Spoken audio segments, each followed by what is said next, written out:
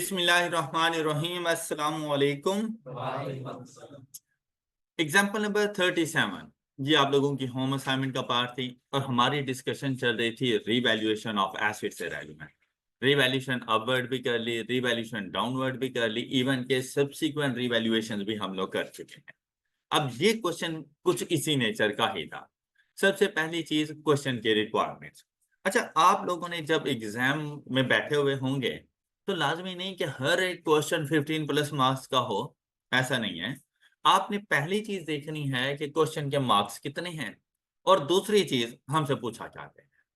इन दोनों चीजों को बेस बनाकर हमने टाइम डिसाइड करना होता है कि इस क्वेश्चन के ऊपर हम मैक्सिमम कितना टाइम लगा सकते हैं, जिसका रूल मैंने आपको फर्स्ट लेक्चर में ही बता दिया था कि अगर 10 मार्क्स का ये क्वेश्चन आ रहा है ना, तो आपके माइंड में 15 मिनट्स होने चाहिए कि मैंने इसको 15 मिनट्स में कंप्लीट करना है। हाँ, इनिशियली आप 15 मिनट्स में नहीं जाओगे, इनिशियली मे बी आपको 25 मिनट 30 मिनट्स लग रहे हो। अभी के लिए कोई प्रॉब्लम वाली बात नहीं है, लेकिन ये time day by day decrease हो रहा हो, मतलब आपके काम में एफिशिएंसी आ रही हो। अब देखो, हमने इस क्वेश्चन के लिए देखा, कहते हैं prepare entries to record revaluation surplus और loss on each of the above revaluation date. अब ये उसकी रिक्वायरमेंट्स थी। मोस्टली सिचुएशन में आजकल आई कैप का जो फॉर्मेट है ना, वो चेंज होता जा रहा है। अब ना वो उन लेजर्स वगैरह के ऊपर ज्यादा नहीं जाता, अब वो मोस्टली जर्नल एंट्रीज के ऊपर या notes to the financial statements के ऊपर रहता है। अब वो लेजर वगैरह भूल चुके। हम आज तक लेजर पे क्यों काम करते आए? क्योंकि भाई अभी हम लोगों ने अपने अंदर परफेक्शन लेके आनी थी, हम लोगों ने कॉन्सेप्ट समझने थे, इस वजह से लेजर्स पे काम कर रहे थे। लेकिन आज आप इस लेवल पे बैठे हुए हैं कि मैं बगैर लेजर बनाए अगर आपसे कोई बात करता हूं ना, तो आप पिक कर जाते हो। उसकी रीजन यही है कि आपने लेजर्स के ऊपर अच्छा खासा काम किया हुआ है, और वो सिर्फ इसी पर्पस के लिए थे। अब जर्नल एंट्रीज हम लोगों ने बनानी है, रिवैल्यूएशन सरप्लस है या रिवैल्यूएशन लॉस है ऑन ईच रिवैल्यूएशन डेट।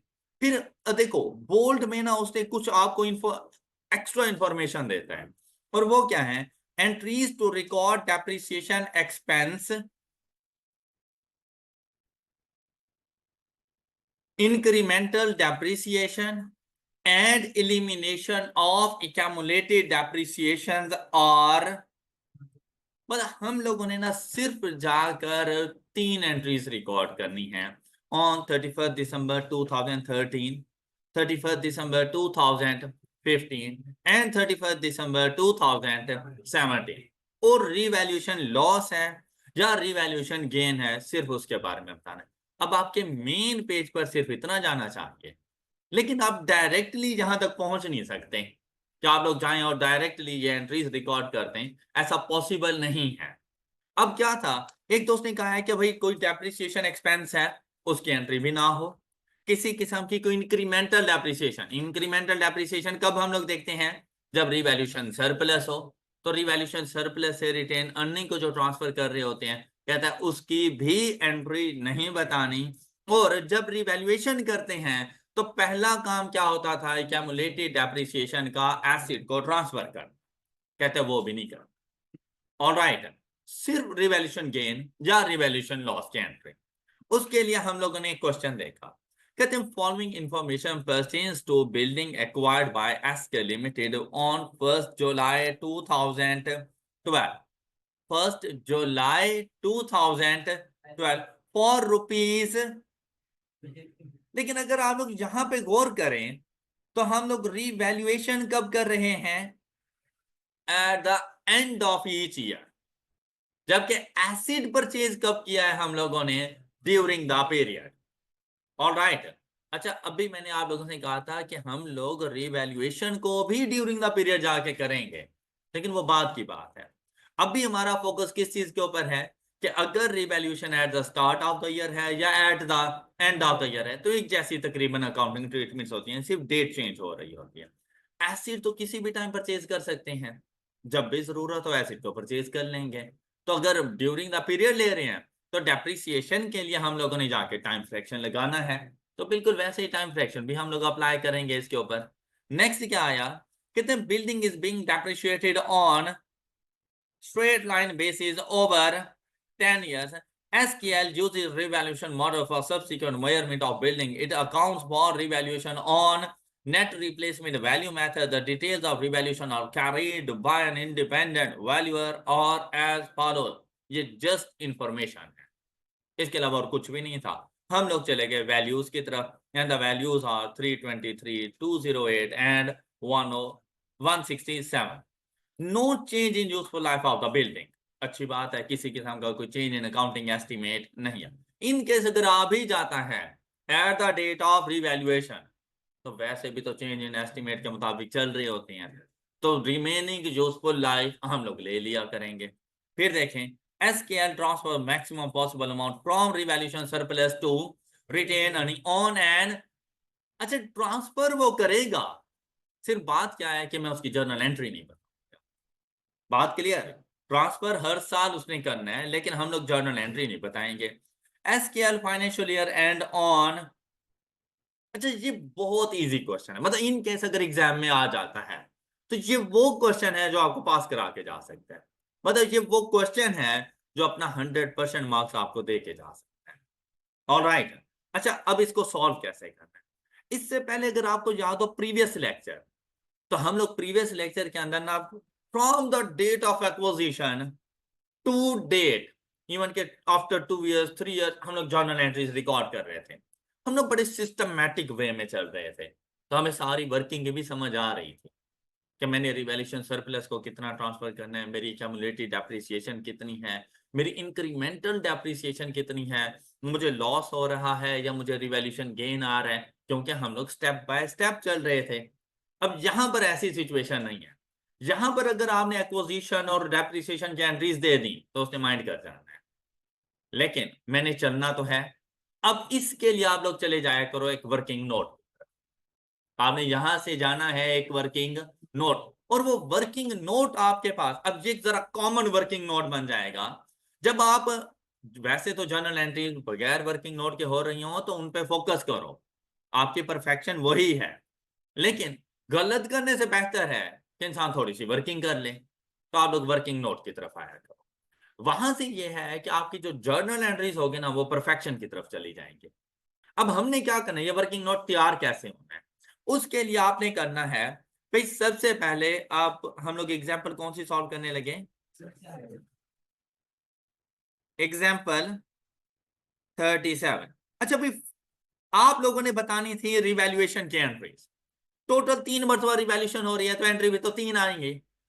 कितनी स्पेस रिक्वायर्ड होगी, फर्स्ट पेज सारे का सारा छोड़, मेन एंट्रीज रिकॉर्ड करने के लिए फर्स्ट पेज सारे का सारा छोड़, अपने पास सेकंड पेज पे जाना, वहां पे लिखना वर्क, और वर्किंग में क्या करना है मैं वो आपको समझाने लगा, तो जर्नल एंट्री साथ साथ होती जाएंगी हमारी। अब देखें, आप लोगों ने जाकर फर्स्ट आप लोगों के पास आएगा हेडिंग के लिए, और हेडिंग में सबसे पहले आपने लिखना है कॉस्ट और revalued amount, R stand for revalued amount, okay. या इसमें हम एसिड की WDV लिख रहे होते हैं, ये चीज आ जाएगी फर्स्ट कॉलम के अंदर, cost, revalued amount and WDV, ये चीजें आ रही होती हैं। अब फ्रॉम द बिगिनिंग चलेंगे, राइट हैंड साइड पे जगह छोड़ेंगे 2-3 कॉलम्स के लिए, लेकिन अभी हमें पता नहीं है कि वो कॉलम्स कौन कौन से आने हैं, इसलिए मैंने उनका नाम नहीं लिखा, लेकिन आपने यहां से चलना है। सबसे पहली चीज, आपने एसिड को एक्वायर कब किया, 2012। एसिड की वैल्यू क्या थी, 360। यहां पर आ गई आपके पास इसकी कॉस्ट, कोई डाउट?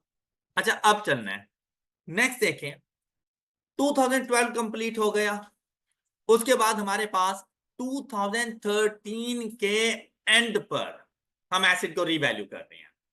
अच्छा, मुझे अब ईयर वाइज चलने की जरूरत नहीं है, अगर मैं तमाम टाइम के लिए मैं जर्नल एंट्रीज रिकॉर्ड कर रहा होता, मैं डेप्रिसिएशन एक्सपेंसेस की एंट्रीज रिकॉर्ड कर रहा होता, तो फिर मैं ईयर वाइज चलता, लेकिन अभी मुझे ईयर वाइज चलने की जरूरत नहीं है। अब भी ना मैं एक जंप ले सकता हूं, क्या, from the date of acquisition to the date of first revaluation, मैं डायरेक्ट वहां तक चला जाऊं। मेरी बात समझ आई है? मैं जाकर 31 दिसंबर 2012 पे नहीं जाने वाला, मैं डायरेक्ट कहां चला जाऊंगा? 31 दिसंबर 2000। तो मैंने एंट्री तो यहाँ की जाके रिकॉर्ड करनी है ना, तो मैं अपने पास यहाँ पे डेट रिकॉर्ड करूंगा 31 दिसंबर 2000। अब देखें, जब डेट ऑफ रिवैल्यूएशन पर जाते हैं तो क्या आपको एसिड की कैरिंग अमाउंट नहीं चाहिए? तो वो कैरिंग अमाउंट कैसे आएगी? जब कॉस्ट में से एक्यूमुलेटेड डेप्रिसिएशन लेस होगी। तो यहां पर आपने लिखनी, अब डेप्रिसिएशन नहीं लिखनी, आपने लिखनी है एक्यूमुलेटेड डेप्रिसिएशन। और ये एक्यूमुलेटेड डेप्रिसिएशन आपके पास कैसे आएगी? 360 डिवाइडेड बाय 10। अब देखिए कोई रेजिडुअल वैल्यू नहीं थी, होती तो 360 में से माइनस कर देता, डिवाइडेड बाय 10। ये तो for the year depreciation expense आएगा। जबकि अब तक कितना टाइम ड्यूरेशन गुजर चुका है? 1.5 ईयर्स। 18/12 कर लें या 1/5 कर दे, एक ही बात है। मेरी बात आपको समझ आ गई होगी। तो ये जो डेप्रिसिएशन एक्सपेंस है ये 54। Am I right? Am I right? ये for the year depreciation expense नहीं है, ये 1.5 साल का डेप्रिसिएशन एक्सपेंस है। ये from the date of acquisition to the date of first revaluation, ये उसकी एक्यूमुलेटेड डेप्रिसिएशन आ गई। आप इसको लेकर आ गए इसकी WDV पर,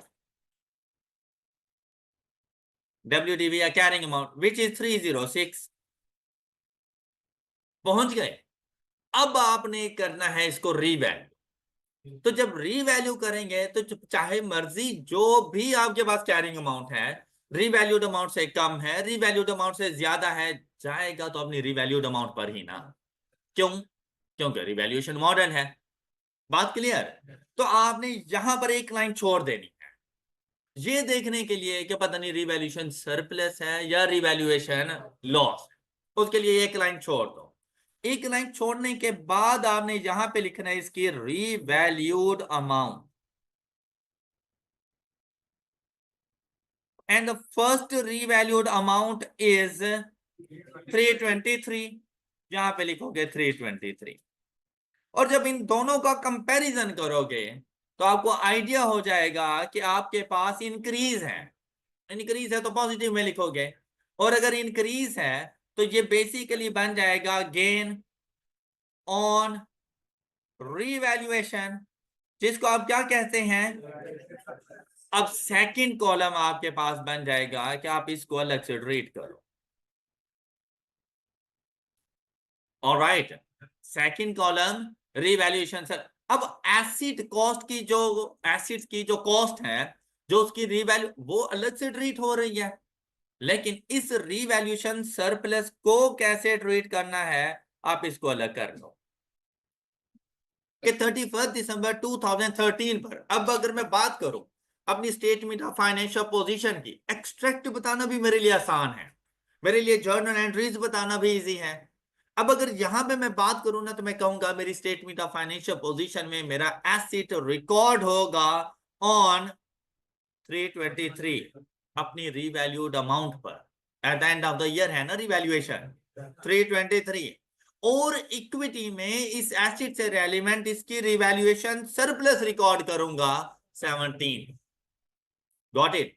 अब अगर एक्सट्रैक्ट ऑफ फाइनेंशियल स्टेटमेंट आ जाते हैं, बड़ी आसानी से यहां से वैल्यूज पिक कर लूंगा और जाके मैंने रिकॉर्ड कर देनी है और दे दूंगा वर्किंग का रेफरेंस, वर्किंग 1 को यहां से आके देख।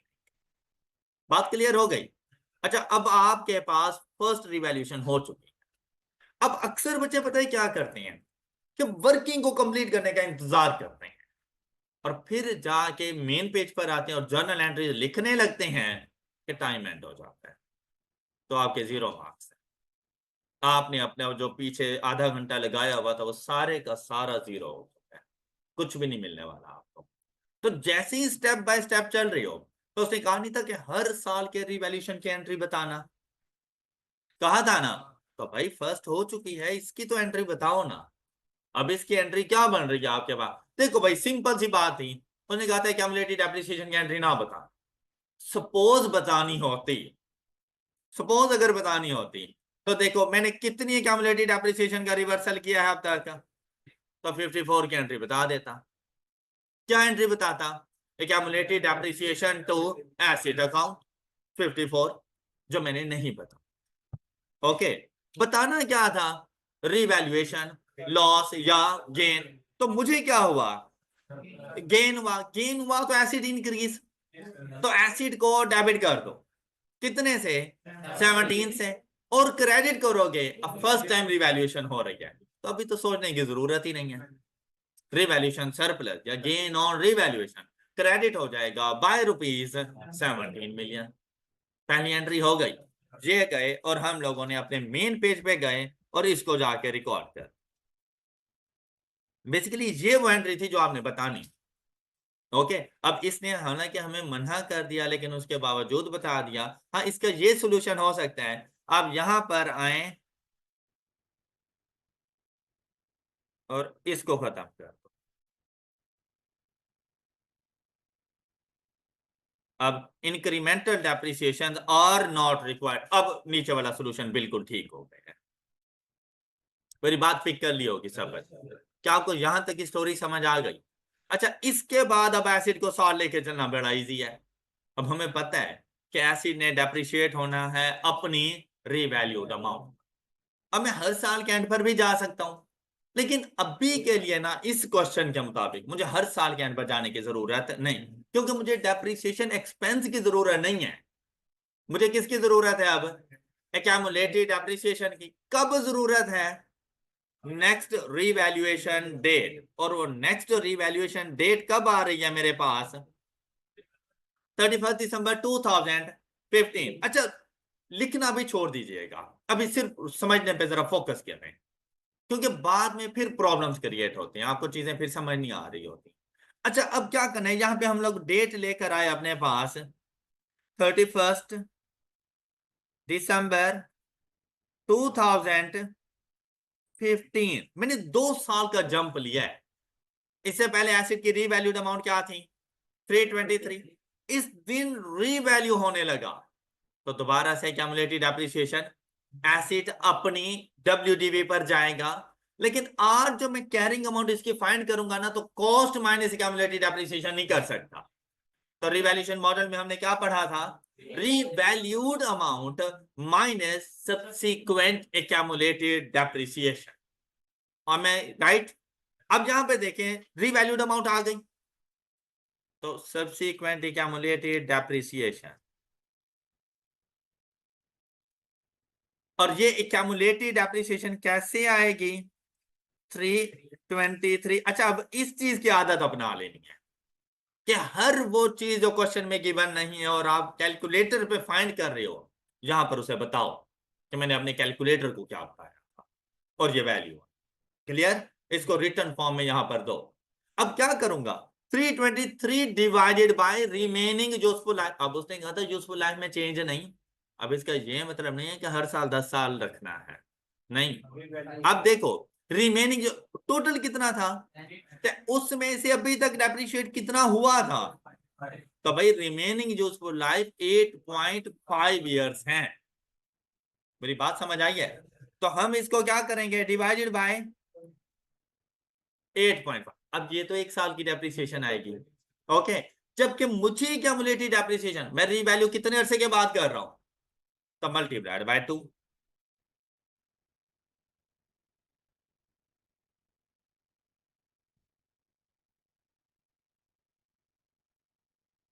हर साल का डेप्रिसिएशन एक्सपेंस है 38। हर साल का डेप्रिसिएशन एक्सपेंस 30, तो 2 सालों का कितना? 76। ये 76 इसमें से लेस हो गया, तो WDV at the date of second revaluation is, ये वैल्यू क्या आ जाएगी आप लोगों के पास? 247। अच्छा, अब सुने, सिर्फ अब एसिड के साथ नहीं खेलना, साथ में जो रिवैल्यूएशन सरप्लस है उसका भी हाथ पकड़ के साथ साथ लेके चलो।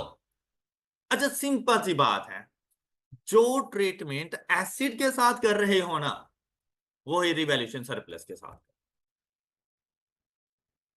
क्या जो ट्रीटमेंट एसिड के साथ किया है ना, वही ट्रीटमेंट रिवैल्यूएशन सरप्लस। भाई एसिड के साथ क्या किया आपने, एसिड की वैल्यू को divided by and multiplied by, आप रिवैल्यूएशन सरप्लस के साथ भी यही कुछ करो।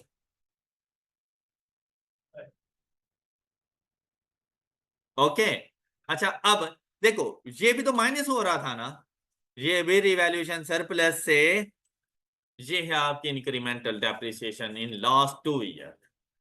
मैंने 2 सालों की इकट्ठी की इंक्रीमेंटल डेप्रिसिएशन निकाला। बात क्लियर हुई? जो आपके रिवैल्यूएशन सरप्लस से खत्म होगी तो रिमेनिंग 31 दिसंबर 2012 को रिवैल्यूएशन सरप्लस कितने का रह गया? कोई ऐसा बच्चा जिसको यहां तक स्टोरी ना समझ आए? बात क्लियर हो गई? अभी तक जर्नल एंट्री कोई नहीं रिकॉर्ड होनी, वो जो पहले रिकॉर्ड की थी उसके बाद अभी तक कोई नहीं है। अब आएगी जर्नल एंट्री। अब एसिड को रीवैल्यू करेंगे, एक लाइन छोड़ने के बाद आपने यहां पे लिखना है revalued amount, and the revalued amount is 20 क्या 208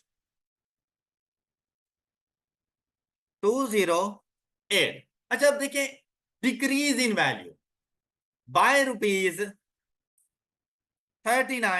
तो यहां पे लिखोगे रीवैल्यूएशन लॉस या लॉस ऑन रीवैल्यूएशन।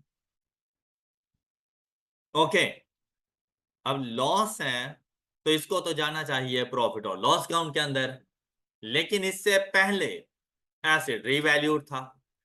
जब रीवैल्यूड था तो पहले ये प्रॉफिट और लॉस अकाउंट में नहीं जाएगा, पहले ये रिवैल्यूएशन सरप्लस से मिलने के लिए जाएगा। जब वहां पे गया तो कितना रिवैल्यूएशन सरप्लस था? अब देखिए इसको डिक्रीज करना है हम लोगों ने, ब्रैकेट, तो इसने कहा भाई 39 का लॉस है, एम आई राइट? रिवैल्यूएशन सरप्लस कितना है? सारे का सारा खत्म कर, ऑलराइट। लॉस ज्यादा है, रिवैल्यूएशन सरप्लस कम है, सारे का सारा खत्म हो जाएगा और आपके पास किसी किस्म का कोई रिवैल्यूएशन सरप्लस, लेकिन क्या लॉस कंप्लीट हो गया है? अब तीसरा कॉलम बनेगा लॉस के लिए, और इसके लिए हम इसको प्रॉफिट और, मतलब मैं यहां पे ये बता रहा हूं मैं रिवैल्यूएशन सरप्लस कितना लेके जाऊंगा, और यहां पे ये बता रहा हूं कि प्रॉफिट और लॉस अकाउंट में क्या वैल्यू जाएगी। तो अब देखिए टोटल लॉस था 39 का, उसमें से 13 रिवैल्यूएशन सरप्लस के पास गया, तो बाकी लॉस कितना बच गया? Excess amount charged to profit और लॉस अकाउंट, तो यहां पर आ जाएगा 26। ये भी ब्रैकेट में ही रखिएगा, देखिए ब्रैकेट ब्रैकेट आपस में ऐड होके नेगेटिव वैल्यू देंगे ना, negative plus negative is equal to negative, plus ना रख देना, इसको लॉस है नेगेटिव में रख। अब यहां पर at the end of the year 26 का लॉस है आपके साथ, ऑलराइट। अच्छा अब एंट्री रिकॉर्ड हो सकती है। अब जैसे ही आप यहां पर आए, एंट्री रिकॉर्ड करना मसला नहीं था, किसकी एंट्री? सिर्फ लॉस की तो एंट्री बतानी थी। टोटल लॉस कितना? एसिड क्रेडिट हो जाएगा 39, लेकिन ये लॉस कैसे एडजस्ट कर रहे हो? रीवैल्यूएशन सरप्लस डेबिट होगा 13 से और प्रॉफिट और लॉस डेबिट होगा, तो पता चल नहीं गया। अब आपको ज्यादा सोचने की जरूरत ही नहीं थी। क्या ख्याल है? ये आपने जाकर एंट्री रिकॉर्ड कर दी, आपको ये वाली बात समझ आ गई हो, और वैसे आपको ये वाली चीज भी अब समझ आ चुकी है। देखिए अब इससे पहले एक्यूमुलेटेड एप्रिसिएशन कितनी थी? 76, तो इसी का ही इलिमिनेशन होना था। बात clear?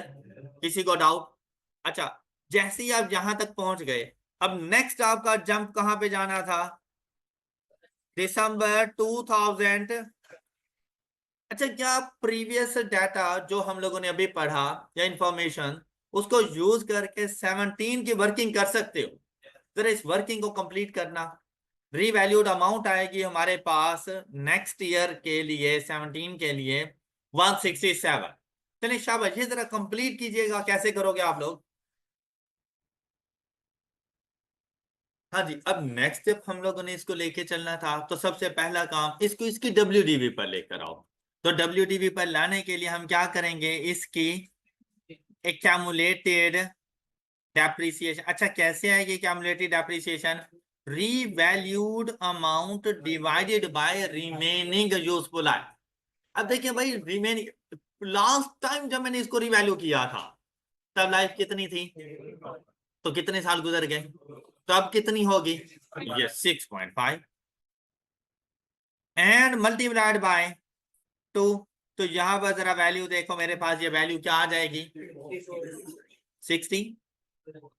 64, and the WDV of the asset is 1। अच्छा भाई, सेम ट्रीटमेंट लॉस के साथ करना है। हाँ, ये अलग बात है कि इसकी एंट्री नहीं शो होती। लॉस के साथ ट्रीटमेंट वैसे ही होता है जैसे रिवैल्यूएशन सरप्लस के साथ है, लेकिन रिवैल्यूएशन सरप्लस की एंट्री शो हो रही होती है। क्यों? क्योंकि वो revaluation surplus to retained earnings हैं। डेबिट कुछ और हो रहा है, क्रेडिट कुछ और हो रहा है। हाँ, ये अलग बात है दोनों इक्विटी के अंदर, ऑलराइट। लेकिन जब बात आती है ना इस रिवैल्यूएशन लॉस की, इसको ट्रीट बिल्कुल वैसा ही करना है जैसा आपने एसिड को किया, मल्टीप्लाइड बाय, तो देखो ये वैल्यू क्या आ गई आपके पास। अच्छा, ये अब पॉजिटिव आएगी, ऊपर नेगेटिव है ना, रिवर्सल हो रहा है, ये पॉजिटिव आएगा। अगर इसको नेगेटिव लिख दिया ना तो 26 प्लस 8 फिर तो 34 लिख दोगे, मतलब लॉस मजीद बढ़ गया है, नहीं हुआ, कम हो गया है, due to decrease in depreciation expense. कैसा नहीं हुआ? अच्छा, अब रिमेनिंग लॉस कितना रह गया, तो यहां से ही तो आपको पता चलना है कि जब आप लोग लास्ट टाइम आप रिवैल्यूएशन करने लगे हो, तो जो लास्ट टाइम में लॉस आया था ना 26 का, वो आज 26 का नहीं है, वो रिमेनिंग लॉस 18 का है। क्यों? क्योंकि लास्ट 2 इयर्स में due to decrease in depreciation expense 8 का रिवर्सल हो चुका है। अब ये बात समझ आई है? अच्छा, अब जाकर एसिड को रीवैल्यू करो, revalued amount, and the revalued amount is 160 increase. तो क्या आया हमारे पास, गेन ऑन रीवैल्यूएशन। अच्छा, अब आप थोड़ा सा गौर करो ना, मैं रिवैल्यूएशन सरप्लस नहीं लिख रहा क्योंकि सारा रिवैल्यूएशन सरप्लस को नहीं जाना है, ये कुछ प्रॉफिट और लॉस काउंट को जाना है, कुछ रिवैल्यूएशन सरप्लस के तौर पे। तो यहां पर मैं गेन या लॉस लिखूं, इंक्रीज है तो गेन, डिक्रीज है तो लॉस। लेकिन ये गेन अब आया कितने का, ये गेन 23 का, लेकिन इसमें से अब रिवैल्यूएशन सरप्लस कितना है, डायरेक्ट रिवैल्यूएशन सरप्लस के पास भी नहीं जाना, पहले इस लॉस को कंपनसेट कर। ये जो 18 का लॉस पड़ा हुआ था इसको खत्म कर दो, क्लियर। अब 23 में से 18 तो खत्म हो गया, बाकी ये 5 इधर आ जाएगा और ये आगे आपके साथ चलेगा। ओके हो गया? अच्छा, अब एंट्री क्या रिकॉर्ड करेंगे, देखो भाई, अगर एक्यूमुलेटेड डेप्रिसिएशन की एंट्री रिकॉर्ड करनी होती तो कौन सी अमाउंट के लिए करता, 64 के लिए। अच्छा, अब एसिड में इंक्रीज है तो रिवैल्यूएशन की एंट्री क्या आनी है, एसिड डेबिट 23 से, रिवैल्यूएशन सरप्लस क्रेडिट 5 से, and profit and loss account मतलब अदर कॉम्प्रिहेंसिव इनकम, वो आपके पास प्रॉफिट और लॉस अकाउंट बेसिकली वो जाएगा आपके पास 18 के साथ। बात क्लियर? और आपका ये क्वेश्चन कंप्लीट हो गया, और इतनी जर्नल एंट्रीज उन्होंने आपसे पूछी थी। ये 18 प्रॉफिट और लॉस, और ये जो 5 है ये other comprehensive income as revaluation sir. Any problem, कोई डाउट? अच्छा, अब आप लोग इन तमाम चीजों को अच्छे तरीके से अकाउंट फॉर कर लोगे, किसी को कोई प्रॉब्लम? चले नेक्स्ट चलते हैं हम लोग। एग्जाम्पल नंबर 38 थी आप लोगों के पास। अच्छा भाई, एग्जाम्पल नंबर 38 में देखें, कहते हैं in the light of the requirements of IFRS तो भाई हम IFRS के मुताबिक ही काम कर रहे हैं। Prepare accounting entries from the above information for the year ended 31st December 2014, including correcting entries as on 31st December 2013। अच्छा, बेसिकली जो जर्नल एंट्रीज बतानी है ना, वो 2014 के लिए बतानी है।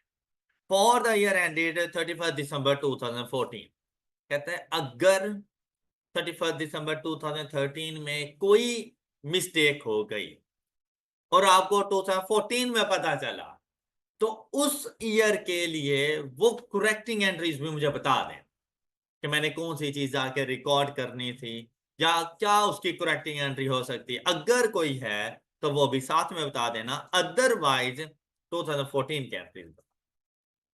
ओके हो गई बात। अच्छा, अब पहला काम है भाई क्वेश्चन को अच्छे से पढ़ना, क्योंकि जब तक पूरा क्वेश्चन नहीं पढ़ लोगे ना, आपको रूट डिसाइड करने में बड़ा मसला होता है। आपको ये नहीं पता चलेगा कि क्वेश्चन का सॉल्यूशन तैयार कहां से करो। आपको ये नहीं पता चलेगा कि भाई पहले किसको सॉल्व करो, पहले वर्किंग की तरफ पे आऊं या पहले सॉल्यूशन से स्टार्ट करूं। ये डिसाइड करना बड़ा मुश्किल होता है। इसके लिए पहले क्वेश्चन को पढ़ा करो। फिर जब क्वेश्चन माइंड में आ जाता है ना, तो फिर रूट भी डिसाइड हो जाता है। क्या मैंने मैक्सिमम, और आपका जो ऑब्जेक्टिव होना चाहिए ना, वो होना चाहिए maximum marks in short time duration. जब मैंने कोई ऐसा रूट डिसाइड करना है जिस पे चलते हुए टाइम कम लगे लेकिन मार्क्स सबसे ज्यादा लेके जाऊं, पेपर पास करना है ना, तो भाई पहले अपने आप को ना सेफ एंड पे लेके जाओ, 50+ करवाओ। उसके बाद चाहे 100 के लिए खेलो, फिर मैरिज सर्टिफिकेट ले जाओ। लेकिन फेल होकर तो मैरिज सर्टिफिकेट नहीं आने वाला ना। तो पहले अपने आप को 50 क्रॉस करवाओ, ताकि उससे पहले कहीं रन आउट ना हो जाओ। वहां पर जरा देखभाल के खेलो, लेकिन ऐसा भी ना हो कि 3 घंटे से ज्यादा का टाइम लग जाए और 50 ना हो। ऐसा भी ना हो। अब यहां पे देखो क्वेश्चन में क्या है, ऑन 31st December 2013। अच्छा, उसने आप मुझे बात भी ना क्लोजिंग के बारे में जाके बताई।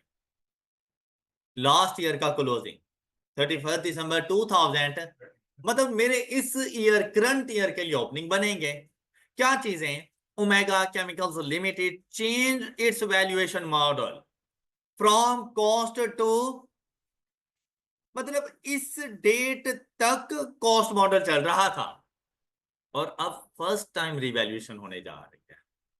ऑलराइट, क्या हुआ, for its building the following information pertains to its building as at 31st December 2000। अच्छा, क्या क्या इंफॉर्मेशन गिवन है भाई, दो किस्म की बिल्डिंग्स हैं, factory building and office building. दो किस्म की बिल्डिंग्स हैं हमारे, और दोनों को अलग अलग रिकॉर्ड किया हुआ है, इसीलिए तो अलग अलग इंफॉर्मेशन दिया उसने। सबसे पहले उसने मुझे क्या बताया, estimated useful life as originally estimated.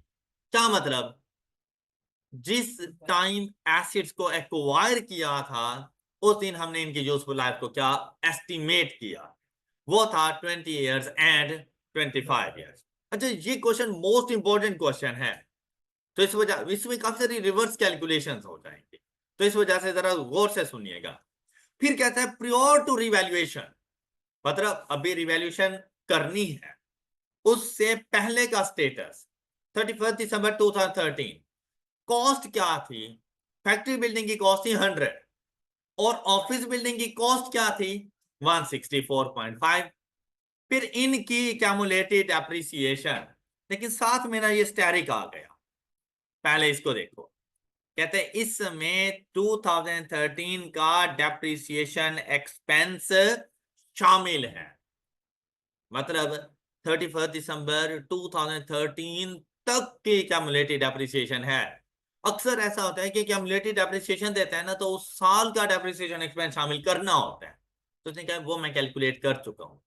तो भाई रिवैल्यूएशन तो अभी होनी है ना, तो उसने कॉस्ट पे ही कैलकुलेट किया होगा और उसने ठीक ही किया होगा, तो उसने हमें बता दिया।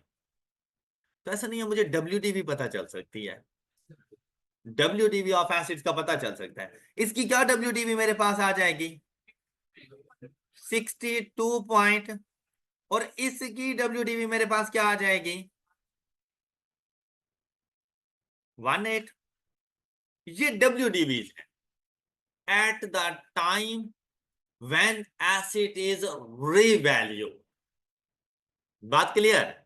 और फिर कहता है revalued amounts as per valuation report, और रीवैल्यूड अमाउंट्स कितनी है 52 एट 149.94। तो यहां से वैसे देखकर हमें पता चल सकता है कि एसिड के ऊपर लॉस है या एसिड के ऊपर गेन है। जैसे WDVS 62.5, जबकि उसकी फेयर वैल्यू रीवैल्यूड अमाउंट कितनी है, ऐसा नहीं लग रहा जैसे लॉस हो गया है, रीवैल्यूएशन लॉस। अच्छा अगर देखें फैक्ट्री बिल्डिंग पर तो रीवैल्यूएशन लॉस कितने का नजर आ रहा है वैसे आपको, का लॉस। अच्छा ये वो बातें हैं जो अभी फिलहाल मैं लिख रहा हूं, आपने ये बातें क्वेश्चन पढ़ते हुए अपने माइंड को बतानी है कि भाई ये मुझे अभी के लिए ये पिक्चर नजर आ रही है कि यहाँ पे मुझे लॉस हो गया, यहाँ पे गेन हो गया, अप्रोक्सीमेट ये वैल्यू होगी, इस तरह की बातें आपने अपने आप से करनी है। फिर देखो 138.18 का एसिड, और हम उसको लेकर जाएंगे कौन सी वैल्यू पर, 149.94 पर। तो इंक्रीज इन एसिड, ऐसा नहीं है जैसे रिवैल्यूएशन सरप्लस है कितने का,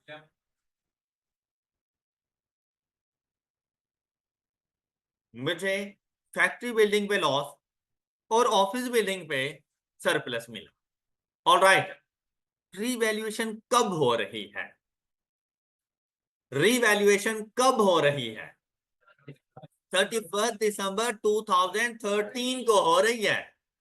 अच्छा ऐसा नहीं है पे, अभी आप सोचो जैसे 14 स्टार्ट ही नहीं हुआ मेरी जिंदगी में, मैं 13 पे मौजूद, तो मेरा क्या हक बनता था कि मैं क्या क्या एंट्रीज रिकॉर्ड करता।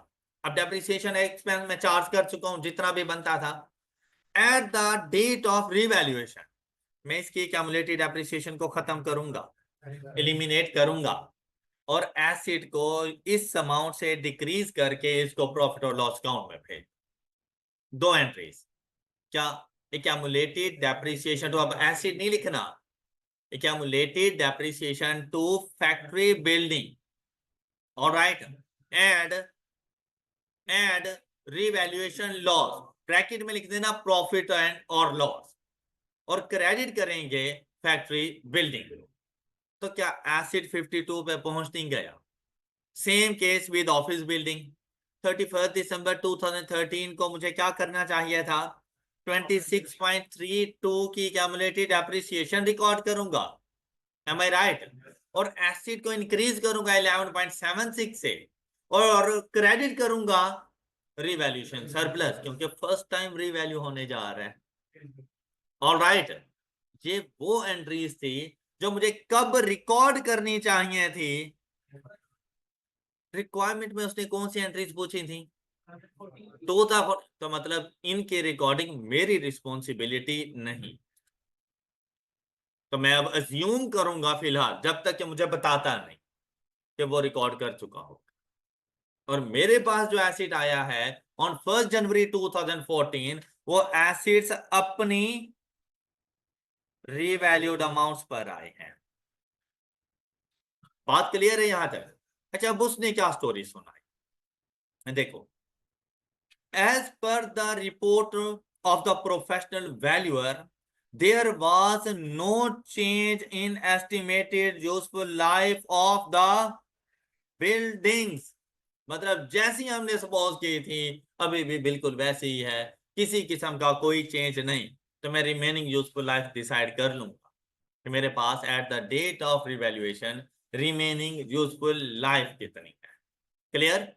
Next, OCL recorded revaluation effect for the office building on, लेकिन जहां पे बात देखो उसने बिल्डिंग्स नहीं कहा, उन्हें क्या कहा है, अच्छा ऑफिस बिल्डिंग के साथ क्या किया, कहता है रीवैल्यूएशन के इफेक्ट को हमने रिकॉर्ड कर दिया है ऑफिस बिल्डिंग। तो भाई बहुत अच्छी बात है, तुम्हारा ही हक बनता था, तुम्हें ही करना चाहिए था, और उसने उसको रिकॉर्ड कर दिया। लेकिन साथ में क्या कहते हैं, कहते हैं however no valuation effect was incorporated for the ये अब उससे थोड़ा सा एरर, जिसको अब अगर उसने नहीं रिकॉर्ड किया तो मैं भी कहूं कि भाई मैं भी नहीं रिकॉर्ड करता। क्या ख्याल है? या मैं उसे कहूँ ये तो मेरा काम ही नहीं था। तो अगर रिक्वायरमेंट देखो, उसने कहा नहीं है कि भाई अगर कोई हमसे गलती हुई है तो वो हमें ठीक करके दे देना। तो भाई ऑफिस बिल्डिंग के हवाले से कोई मिस्टेक नहीं थी, लेकिन फैक्ट्री बिल्डिंग के हवाले से रिवैल्यूएशन के इफेक्ट को रिकॉर्ड करना था, जो उसने नहीं किया। तो अब मैं उसको रिकॉर्ड करके दूं। बात क्लियर? क्या?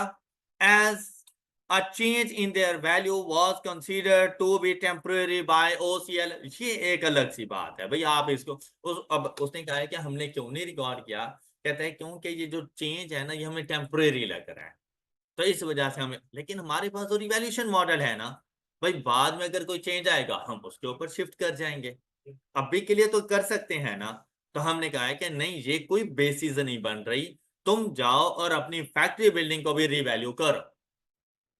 उसने कहा अब आप खुद ही करके दे दो मुझे। तो हम लोग क्या करेंगे, कौन सी एंट्रीज रिकॉर्ड करेंगे? फैक्ट्री बिल्डिंग की revaluation, accumulated appreciation to factory building 5 rupees 37.5 and revaluation loss debit कितने से, and फैक्ट्री बिल्डिंग क्रेडिट 10.5। ये दो एंट्रीज आपने रिकॉर्ड कर।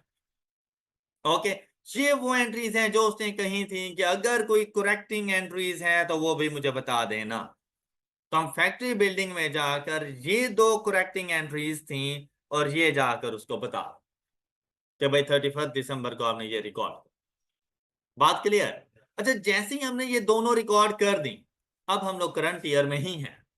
अब हमारा सारा फोकस करंट ईयर पे रहेगा। अब देखें क्या ये वाली सारी चीज डील हो नहीं गई, अब इसके बारे में दोबारा देखने की जरूरत ही नहीं है। नेक्स्ट चलते हैं। क्या कहता है? 1 जुलाई 2000, ड्यूरिंग द ईयर की बात कर रहे हैं और वो भी मिड ऑफ द ईयर। क्या हुआ? वन ऑफ द, अच्छा ये बहुत इंपॉर्टेंट है कि भाई अब बात ऑफिस बिल्डिंग की है या फैक्ट्री बिल्डिंग की है। तो ये वाला जो पॉइंट था वो ऑफिस बिल्डिंग से रेलिवेंट। और क्या हुआ? कहते हैं one of the office building was sold for rupees on 31st December 2013, written down value before valuation and revalued amount of the sold building amounting to rupees this and this million। थोड़ा सा important point, और इसके लिए आपको working भी चाहिए। क्या ये बताई सेल प्रोसीड्स, कह रहे 30 मिलियन में तो मैंने सेल कर दिया ना ऐसे। हमने कहा कि भाई कौन सा एसेट? कहते one of the office building. मतलब वैसे मेरे पास काफी सारी हैं, मैंने सबको नहीं सेल किया। मतलब आपने ये नहीं समझना कि ऑफिस बिल्डिंग की वैल्यू थी 149.94 तो ये सारी अब सेल हो गई हैं, नहीं।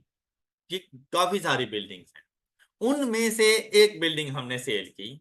अब उसके बारे में आपको बता रहा है कि भाई ये कौन सी बिल्डिंग है। कहते हैं जब 31 दिसंबर 2013 को आपने एसिड को रीवैल्यू किया था, तो इस रीवैल्यूड अमाउंट में उसकी रीवैल्यूड अमाउंट कितनी है? 27.7। सॉरी, ये उलट लिखा हुआ है।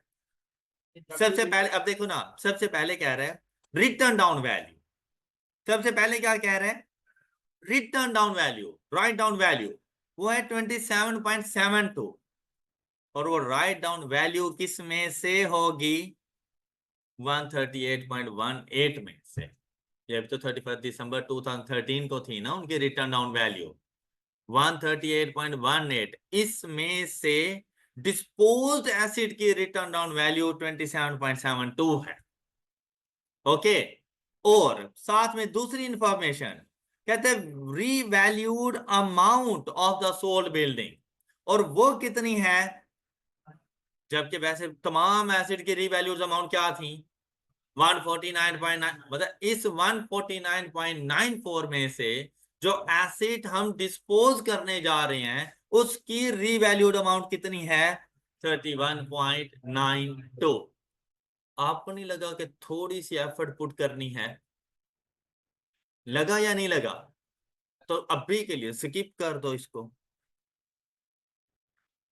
मतलब ये ना हो कि इस पॉइंट की वजह से 15 नंबर का क्वेश्चन गायब हो जाए, ऐसा नहीं करना। कोई चीजें आपके लिए मुश्किल आएंगी, तो जब आपको लग रहा हो ना कि थोड़ी मुश्किल है, थोड़ी वर्किंग है, थोड़ा कुछ ज्यादा सोचना है और हटके ज्यादा सोचना है, भाई रहने दो अभी थोड़ी देर के लिए, अभी माइंड को जरा रिलैक्स रखो। अभी तो क्वेश्चन स्टार्ट ही नहीं किया, तो जो पहले इजी चीजें हैं वो तो कर लो ना। और अभी तो बात ही सिर्फ ऑफिस बिल्डिंग की हुई है। क्या ख्याल है? अगले पॉइंट्स पढ़ते हैं।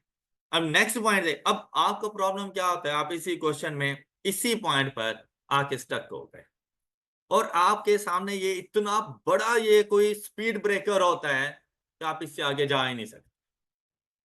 टाइम एंड हो जाता है, क्वेश्चन सॉल्व नहीं हुआ होता, पेपर फेल हो जाता है, बस इतना सा फर्क पड़ता है। तो खुद को फेल नहीं होने दें। ओके, अब आप ये समझ लो कि आप समंदर में छलांग लगा चुके हो, तैरना नहीं आता, भाई हाथ पांव मारनी है, खुद को अल्लाह ताला के हवाले इतनी जल्दी नहीं कर दें। हाँ ठीक है, जाना जरूर है, लेकिन थोड़ी सी एफर्ट पुट कर लेते हैं यार, मे भी अभी कुछ टाइम मिल जाए, तो क्यों ना जरा हाथ पांव मार लें। तो ये ऐसा कोई क्वेश्चन है। अब देखो नेक्स्ट क्या कहते हैं, on 31 December 2014 accounting year end date, और किसकी बात कर रहा है? चले अच्छा हुआ है कि उसने एसिड ही चेंज कर डाला है। मतलब वो जो पॉइंट था ना, वो सिर्फ और सिर्फ किससे रेलिवेंट था? तो हमें पता चल गया कि यार ऑफिस बिल्डिंग के साथ डील अभी नहीं हो सकता, लेकिन हो सकता है फैक्ट्री बिल्डिंग के साथ हो जाए। और अगर फैक्ट्री बिल्डिंग के साथ हो गया तो भाई चलो 50% ना सही, आधे ना सही 40% मार्क्स तो मिल ही जाएंगे ना। तो उनकी ट्राई कर लेते हैं, जीरो पे तो नहीं रहूंगा ना। अब देखो नेक्स्ट क्या कहता है, were revalued at ₹64 million where as there was no change in value of. चले हमने कहा ये भी चले अच्छी बात है कि ऑफिस बिल्डिंग में एक मुश्किल आ गई थी ना मिड ऑफ द ईयर, लेकिन at the end of the year उसने रीवैल्यू भी नहीं होना, कैसा ही है। लेकिन जो मेरे पास फैक्ट्री बिल्डिंग है उसका कोई डिस्पोजल नहीं है, एंड पे जाके सिर्फ उसको रीवैल्यू करना तो कोई मसले वाली बात नहीं है, वो तो इजीली किया जा सकता है। नेक्स्ट कहता है OCL uses straight line method of, ये अभी हमने शुक्र अदा के चले, ये बहुत अच्छी बात है, क्योंकि रिड्यूसिंग बैलेंस मेथड हो जाता है लेकिन थोड़ी सी वर्किंग ज्यादा मांग लेता है। तो स्ट्रेट लाइन मेथड हम क्यूमुलेटिव इफेक्ट भी डाल सकते हैं इसके ऊपर, multiplied by number of years, तो डायरेक्ट एक्यूमुलेटेड एप्रिसिएशन मिल जाती है इसमें। फिर नेक्स्ट देखो, which is charged from the date the asset is available for use up to the date of disposal. Revaluation is to be accounted for by using net replacement value method. ये तो just उसने information दी, cancer. ये पिछले साल से relevant थी, account for हो गई, कैंसर। सिर्फ ये दो चीजें हैं जो हमने ड्यूरिंग द ईयर करनी थी। ओके, इसके लिए हमने कहा कि भाई वेट करो, इसके लिए हमने कहा आ जाओ हमारे साथ। तो कौन हमारे साथ चल पड़ा? तो पहले फैक्ट्री बिल्डिंग को सॉल्व कर लेते हैं। अब जहां पर देखो मल्टीपल एसेट्स है, मैंने जर्नल एंट्रीज बतानी थी, तो भाई डेट वाइज जरूर चलते हैं, लेकिन मल्टीपल एसेट्स को एक साथ लेके नहीं चलना। ओके, आप एसेट को ही अलग अलग कर दो, आप अपनी फैक्ट्री बिल्डिंग की जर्नल एंट्रीज अलग करो, ऑफिस बिल्डिंग की जर्नल एंट्रीज अलग। ऑलराइट, अच्छा अब देखो, ये जो हम लोगों ने इधर काम किया था ये किससे रेलिवेंट किया था? तो फैक्ट्री बिल्डिंग की दो एंट्रीज तो मैं पहले ही रिकॉर्ड कर चुका हूं, मजीद जाकर फैक्ट्री बिल्डिंग की कुछ एंट्रीज हम लोगों ने रिकॉर्ड कर देनी है। अच्छा अब देखिएगा, जब फैक्ट्री बिल्डिंग आई 2014 में, कौन सी वैल्यू के साथ आई फैक्ट्री बिल्डिंग? 52। पूरा साल इसके साथ कुछ हुआ नहीं, सिर्फ end of the year, end of the year जाएगी तो इसने रिवैल्यू हो जाना है। एम आई राइट? अच्छा पॉइंट्स को जरा सही से पिक करते जाना। रीवैल्यू होने के लिए मेरे पास इसकी कैरिंग अमाउंट होनी चाहिए, उसके लिए पहले इसको डेप्रिशिएट होना चाहिए, तो मतलब पहले तो इसको डेप्रिशिएट करूंगा, फिर उसी डेप्रिसिएशन को इलिमिनेट कर दूंगा मैं, और जाकर रिवैल्यूएशन का इफेक्ट चेक कर लेंगे। तो क्वेश्चन ये आया कि डेप्रिशिएट कैसे करो। अब डेप्रिसिएशन के लिए मेथड कौन सा था? Straight line method. तो 52 डिवाइडेड बाय क्या 20? तो नहीं, क्या रूल था? Remaining useful life. अब रिमेनिंग का तो पता ही नहीं है कि एसिड परचेज कब किया था। रीवैल्यू कब हुआ ये पता है ना, कि 31 दिसंबर 2013 को रीवैल्यू हुआ, लेकिन ये एसिड परचेज कब किया था उसने तो बताया ही नहीं। तो जब ये नहीं बताया परचेज कब किया था, तो रिमेनिंग का पता कहां से चलेगा? Reverse calculation, reverse calculation. अब अगर आप लोग यहां पे गौर करो, तो भाई यहां पर टोटल क्यूमुलेटिव डेप्रिसिएशन कितनी है? 37 पॉइंट। तो ये एक साल की तो नहीं होनी, बस यही देखना है कि ये कितने सालों की डेप्रिसिएशन है। ये सालों से मुराद वो वाले साल है नहीं, ईयर्स। कितने ईयर्स की ये डेप्रिसिएशन है। अब उसका पता कैसे चलना है? भाई अगर ये कॉस्ट मॉडल पर होता, जैसे रिवैल्यू नहीं हो रहा, तो आप इसका डेप्रिसिएशन एक्सपेंस क्या चार्ज करते? फॉर द ईयर आप इसका डेप्रिसिएशन एक्सपेंस क्या चार्ज करते? एक साल का डेप्रिसिएशन एक्सपेंस 5 मिलियन है, तो 37.5 मिलियन में कितना अरसा लग गया होगा इसको? 37.5 divided by is equal to इतने साल गुजर चुके हैं। 37.5 मिलियन डेप्रिसिएशन बनने में 7.5 साल उसको गुजर चुके हैं, तो उसकी रिमेनिंग यूजफुल लाइफ कितनी आ गई? 20 माइनस इज इक्वल टू, तो for the year depreciation expense कितनी चार्ज करूं? 52 डिवाइडेड बाय 12.5। चेक करो आंसर, 4.16 ये जाके डेप्रिसिएशन चार्ज। अब एसिड को रीवैल्यू करना है, तो इसी डेप्रिसिएशन को खत्म कर दो। बात क्लियर हुई? अच्छा, इससे पहले जब इसको रीवैल्यू किया था, तो क्या इसके ऊपर रिवैल्यूएशन सरप्लस था? नहीं, रिवैल्यूएशन लॉस था। अच्छा, अब जब डेप्रिशिएट कर लिया इसको, 52 में से माइनस किया कितना? 4 पॉइंट, तो एसिड की रीवैल्यू, एसिड की डब्ल्यूडीवी क्या आ गई? 47.84। और इसकी रीवैल्यूड अमाउंट कितनी है? इसको 64 पे लेके जाएं, तो एसिड में इंक्रीज कितने का आ जाएगा? 16.16। तो मतलब एसिड को डेबिट करूंगा कितनी अमाउंट से? 16.16 से। ये बात समझ आ गई आपको? क्लियर है ना सबको? अच्छा, अब देखो, अब क्रेडिट किसको करो? क्या ये मेरा रिवैल्यूएशन सरप्लस है? हाँ, लेकिन सारे का सारा नहीं। रिवैल्यूएशन सरप्लस है, लेकिन सारे का सारा नहीं। तो कितना है? अब हमने देखा कि भाई इसके ऊपर लॉस कितना है, तो इसमें से 10.5 माइनस नहीं होना। भाई ये है रूल इसका। अब भाई कितना माइनस होना है? तो जो ट्रीटमेंट डेप्रिसिएशन एक्सपेंस चार्ज करते हुए एसिड की रिवैल्यूड अमाउंट के साथ करते हो, वही ट्रीटमेंट एसिड के प्रॉफिट और लॉस के साथ कर। क्या किया आपने एसिड के साथ? Divided by 12.5। क्या आपने ऐसा नहीं किया? डिवाइडेड बाय, तो भाई अपने 10.5 को भी डिवाइडेड बाय 12.5 करो, तो ये वैल्यू क्या आ जाएगी? 84। भाई 10.5 में से इतना डेप्रिसिएशन, इतना जो लॉस था ये कंपनसेट हो चुका, तो बाकी कितना बच गया? 9 पॉइंट। जबकि रिवैल्यूएशन सरप्लस कितना आ रहा है? इसमें से 9.66 प्रॉफिट और लॉस अकाउंट को चार्ज करो, तो बाकी अमाउंट कितनी बच गई? वो आपका रिवैल्यूएशन सरप्लस।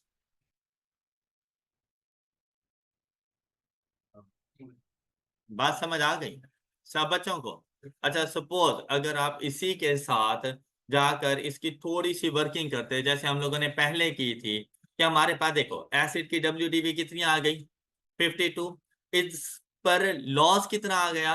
10.5। ये देखो, अगर मैं इसी वर्किंग के मुताबिक चलता तो मैं यहाँ पे जाके रिकॉर्ड करता WDV52, प्रॉफिट और लॉस 10 पॉइंट, इतना ही था ना।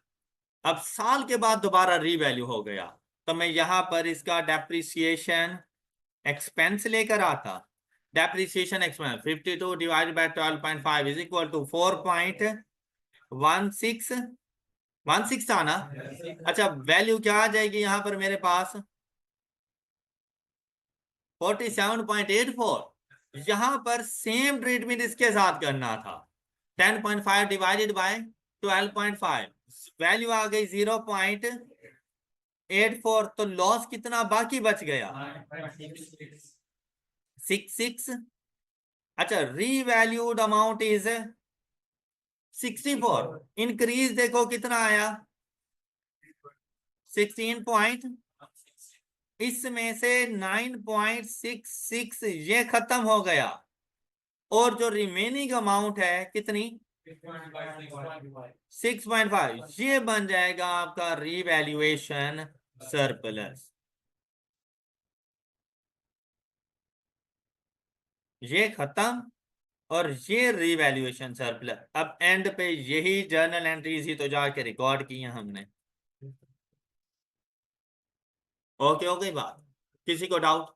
अच्छा, आप में से कोई ऐसा स्टूडेंट जिसको फैक्ट्री बिल्डिंग की वर्किंग समझ ना आई हो? सब बच्चों को क्लियर है? चलें, गुड।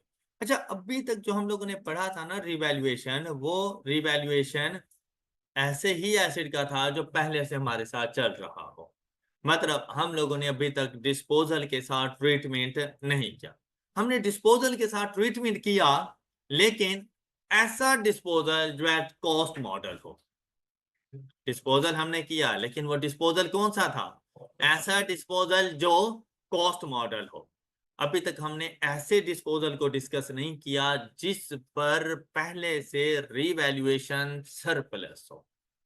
ऑलराइट, तो ये जो पॉइंट था ना आपके पास, जो आपको ज्यादा तंग कर रहा था, ये पॉइंट ही वही था कि हम ऐसे एसिड को डिस्पोज करने जा रहे हैं जो इससे पहले रीवैल्यूएशन सरप्लस रखता है।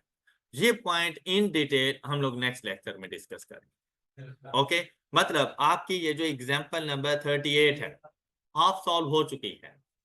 हाफ पोर्शन इसका रहता है जो इंशाल्लाह हम लोग नेक्स्ट लेक्चर में डिस्कस करेंगे। ऑलराइट,